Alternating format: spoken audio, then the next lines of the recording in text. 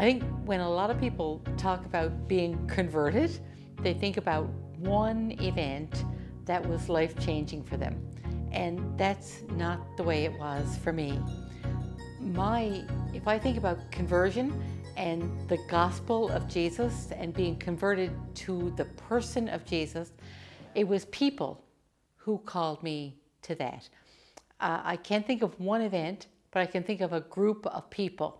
And it's a group of people in Plate Cove, in rural Newfoundland, where I went as a first-year teacher. And I went to teach their kids religion and music.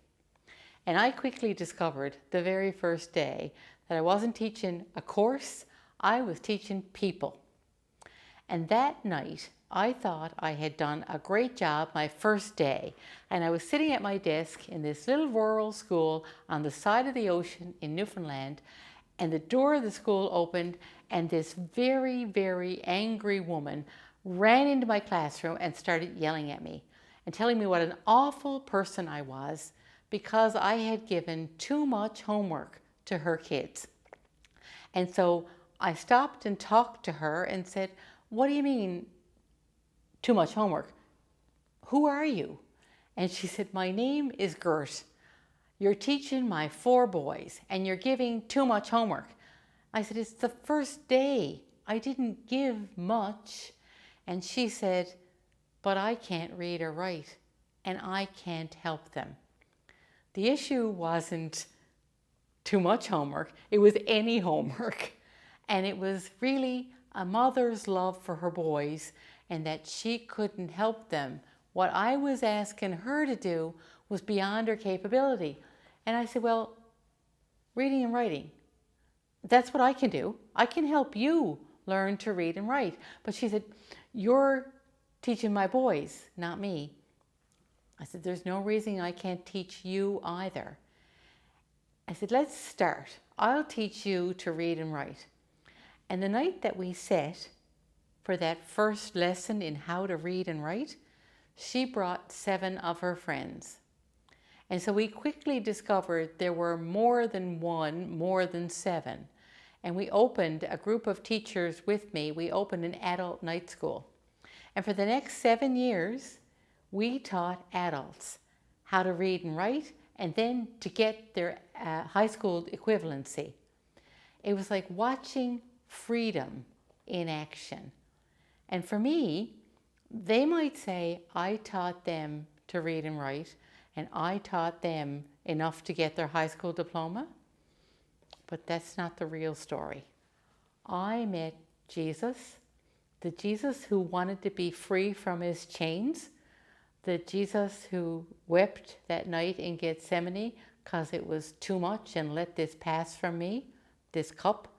I was converted over the next 7 years through those people to really meet them where they were.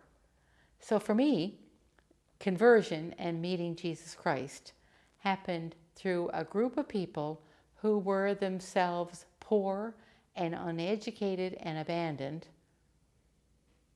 And I went there thinking I could meet their needs, and they changed me.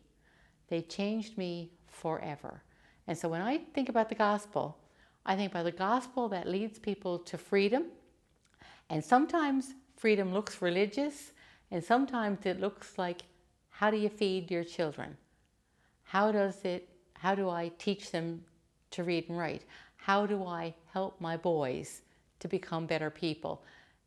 I think for me, it profoundly changed my attitude to what religion is and what Jesus calls us to and how practical it all is. There's another face to that for me. When I think about redemption, that's how I think of it. A lot of people think about redemption as we're redeemed to live for eternity with God. And that's true.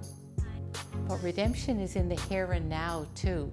We get tastes of eternity, and that experience in that little town gave me a foretaste of what redemption looks like. Redemption is a from and a to. From ignorance to knowledge, from despair to hope. It really profoundly affected my sense of how practical the redemption that Jesus offers us is. It's not all about heaven, it's about making heaven now. And it really changed how I think about what it all means and how we have such a profound effect on one another, or can have that effect on one another.